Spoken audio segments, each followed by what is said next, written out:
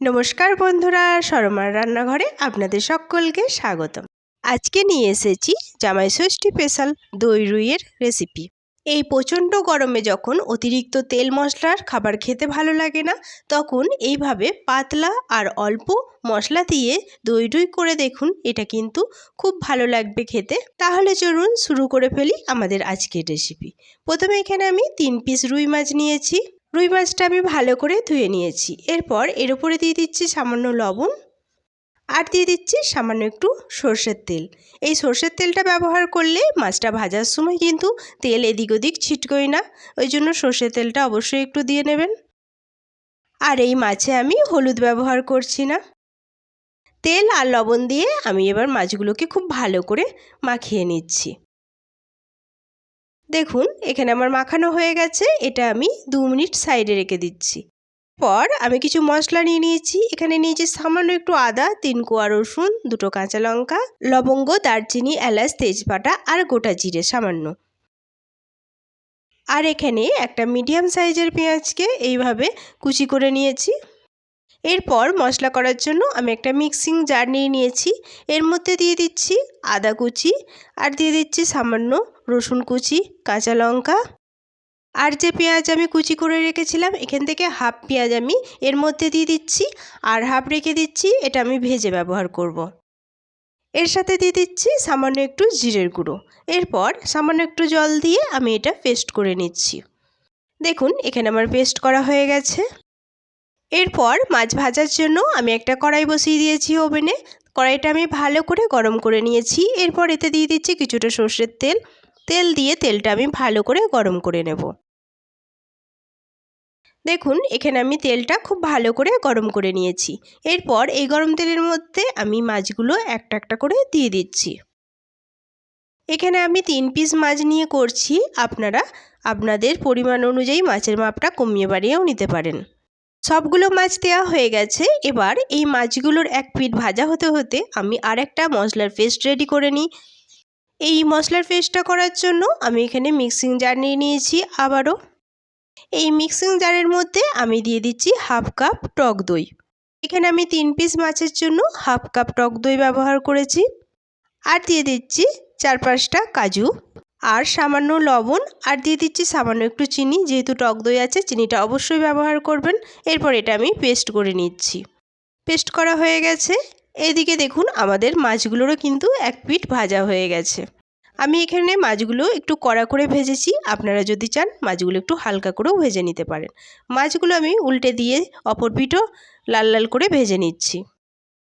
এইভাবে দই রুই করে দেখবেন, এটা কিন্তু খেতে খুব সুন্দর লাগে আর এটা কিন্তু খুব তৃপ্তিদায়কও হয়। যেহেতু খুব অল্প মশলায় এটা তৈরি হয়, এটা কিন্তু খেতে অসম্ভব সুন্দর লাগে। দেখুন মাছগুলো আমার ভাজা হয়ে গেছে। আমি তেল ঝরিয়ে মাছগুলো একটা পাত্রের মধ্যে তুলে নিচ্ছি। মাছগুলো তোলা হয়ে গেছে। এরপর আমি এই তেলের মধ্যেই ফোড়ন দেবো। এখানে আর অতিরিক্ত আমি তেল দিচ্ছি না। ফোড়নের জন্য এখানে দিচ্ছি একটা তেজপাতা, গোটা গরম মশলা আর গোটা জিরে। ফোড়ন দিয়ে এই ফোড়নটা আমি 10 থেকে 20 সেকেন্ড একটু ভেজে নেব, একটা সুন্দর গন্ধ ওঠা পর্যন্ত। আঁচটা লোতে রেখে 10 থেকে 20 সেকেন্ড ভেজে নিলেই দেখবেন ফোড়নটা খুব ভালো করে ভাজা হয়ে গেছে। এখানে আমার ফোড়নটা ভাজা হয়ে গেছে। এরপর যে আমি অর্ধেকটা পেঁয়াজ কুচি করে রেখেছিলাম, সেই পেঁয়াজ কুচিটা এর মধ্যে আমি দিয়ে দিচ্ছি। পেঁয়াজ কুচি দিয়ে এই পেঁয়াজটাকে আমি খুব ভালো করে ভেজে নেব, লাল লাল করে। আমরা এর আগে দই কাতলা তো অনেকেই খেয়েছি, কিন্তু এইভাবে দই রুই করে দেখুন, এটা কিন্তু খেতে খুব সুন্দর লাগে।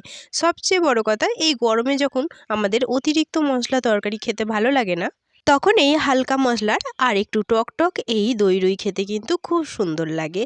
আর এটা কিন্তু খুব তৃপ্তিদায়কও হয়। দেখুন কথায় কথায় এখানে আমার পেঁয়াজগুলো কিন্তু লাল লাল করে ভাজা হয়ে গেছে।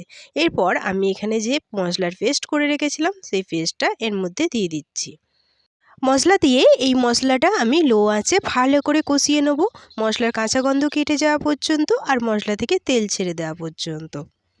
এই মশলা কষাতে কষাতে সকলকে আবারও সেই একই কথা মনে করিয়ে দিই, যারা আমার চ্যানেলে নতুন প্লিজ প্লিজ প্লিজ আমার চ্যানেলটি একটু সাবস্ক্রাইব করে আমার পাশে থেকে যাবেন। আর সাবস্ক্রাইব করে অবশ্যই পাশে থাকা বেল বাটনটি অল করে রাখবেন, যাতে আমি কোনো নতুন রেসিপি ছাড়লে তার নোটিফিকেশন সবার আগে আপনার কাছে পৌঁছায়। আর পুরনো বন্ধুরা আপনারা তো আমার সঙ্গেই আছেন, আপনাদের অনেক অনেক ধন্যবাদ। দেখুন কথায় কথায় আমি কিন্তু মশলাটা খুব ভালো করে কষিয়ে নিয়েছি। দেখেই বোঝা যাচ্ছে মশলা থেকে তেল ছেড়ে দিয়েছে আর মশলার কাঁচা গন্ধও কেটে গেছে। এরপর আমি দই আর কাজু বাদামের যে পেস্টটা করে রেখেছিলাম সেই পেস্টটা এর মধ্যে দিয়ে দিলাম। দই আর কাজু বাদামের এই পেস্টটা দেওয়ার সময় আঁচটা কিন্তু অবশ্যই লোতে রাখবেন আর এই পেস্টটা দিয়ে কিন্তু অনবরত নাড়বেন, নাহলে কিন্তু এটা তলায় ধরে যেতে পারে। আর আঁচটা যদি লোতে না রাখেন তাহলে কিন্তু দইটা কেটেও যেতে পারে। তাই অবশ্যই এই পেস্টটা দেওয়ার সময় কিন্তু আঁচটা একেবারে লোতে রাখবেন আর অনবরত নেড়ে যাবেন। কাজু বাদাম আর দইয়ের এই পেস্টটা দিয়ে আমি এবার এটাকে খুব ভালো করে কষিয়ে নেব। আমি এই দই রুইয়ের রেসিপিতে হলুদ ব্যবহার করছি না। আপনারা যদি চান তাহলে এখানে সামান্য একটু হলুদও অ্যাড করতে পারেন, কোনো সমস্যা নেই। আমি হলুদ ছাড়াই আজকে রেসিপিটা করছি। দেখুন এখানে আমার মশলাটা কিন্তু ভালো করে কষানো হয়ে গেছে, মশলা থেকে তেল ছেড়ে দিয়েছে আর মশলার কালারটাও কিন্তু অনেকটা পরিবর্তন হয়ে গেছে। এরপর আমি ভালো করে নেড়েচেড়ে মিশিয়ে নিয়ে এর মধ্যে দিয়ে দিচ্ছি জল। আমি এখানে হাফ গ্লাস মতো জল ইউজ করছি। আপনারা যেরকম ঝোল রাখতে চাইবেন সেই অনুযায়ী জল দেবেন। আমি এটা একটু পাতলা ঝোল রাখবো, তাই এখানে হাফ গ্লাস জল অ্যাড করলাম। জল দিয়ে এবার আমি নেড়েচেড়ে খুব ভালো করে মিশিয়ে নিয়েছি। মিশিয়ে নিয়ে অপেক্ষা করব ঝোলটা ফুটে ওঠা পর্যন্ত। দেখুন এখানে ঝোলটা ফুটতে শুরু করে দিয়েছে। এরপর আমি এর মধ্যে ভেজে রাখা মাছগুলো এক এক করে অ্যাড করে দিচ্ছি। সবগুলো মাছ আমার দেওয়া হয়ে গেছে। এরপর আমি নেড়েচেড়ে খুব ভালো করে মিশিয়ে নিচ্ছি। মেশানো হয়ে গেছে। এরপর আমি এটা ঢাকা দিয়ে 2 মিনিট মিডিয়াম আঁচে এটাকে রান্না করে নেব। ফিরে আসছি 2 মিনিট পর। ঢাকাটা খুলে দেখিয়ে দিচ্ছি। দেখুন ঝোলটা কিন্তু অনেকটা শুকিয়ে এসে ঝোলটা কিন্তু গাঢ় গাঢ় হয়ে গেছে। এরপর আমি একটু হালকা হাতে নেড়েচেড়ে মিশিয়ে দিলাম। এরপর এর ওপর দিয়ে আমি দিয়ে দিচ্ছি সামান্য গরম মশলা। গরম মশলা দিয়ে এটাকে আমি নেড়েচেড়ে ভালো করে মিশিয়ে নিচ্ছি। দই রুইয়ের এই রেসিপিতে একটু পাতলা ঝোলই ভালো লাগে, তবে আপনারা যদি চান তাহলে এটা একটু পুরু পুরুও রান্না করতে পারেন। আমি এখানে গ্রেভিটা খুব পাতলা করিনি, একটু পুরু করেছি। গরম মশলা দিয়ে এটাকে আমি ভালো করে মিশিয়ে নিয়েছি। এরপর আমি গ্যাসের ফ্লেম অফ করে দিয়েছি। গ্যাসের ফ্লেম অফ করে এটা আমি নামিয়ে নিচ্ছি। এরপর পরিবেশনের জন্য আমি একটা প্লেট নিয়ে নিয়েছি। এই প্লেটের মধ্যে আমি এই দই রুইটা এবার পরিবেশন করে নিচ্ছি। দেখুন এটা দেখতে কত সুন্দর হয়েছে। হলুদ ছাড়াও এটা কিন্তু দেখতে খুব সুন্দর লাগছে। জামাই ষষ্ঠীর দিনে আপনি যদি এই রেসিপিটি বাড়িতে তৈরি করেন তাহলে কিন্তু সকলে হাত চেটে খাবে। এটা কিন্তু এতটাই সুন্দর হয়। দেখুন এখানে আমার পরিবেশন করা হয়ে গেছে। এটা দেখতে কত সুন্দর হয়েছে, খেতেও হয়েছে কিন্তু অসম্ভব সুন্দর। সকলের কাছে অনুরোধ রইল আমার এই রেসিপিটি অবশ্যই একবার বাড়িতে ট্রাই করে দেখুন। আশা করছি আপনাদের সকলেরই ভালো লাগবে। আর আমার রেসিপিটি কেমন লাগলো তা অবশ্যই কমেন্টে জানানোর অনুরোধ রইল। আজ এই পর্যন্তই। দেখা হবে আবারও একটা নতুন রেসিপি নিয়ে। ততক্ষণ সবাই সুস্থ থাকবেন, ভালো থাকবেন। সকলকে অনেক অনেক অনেক ধন্যবাদ।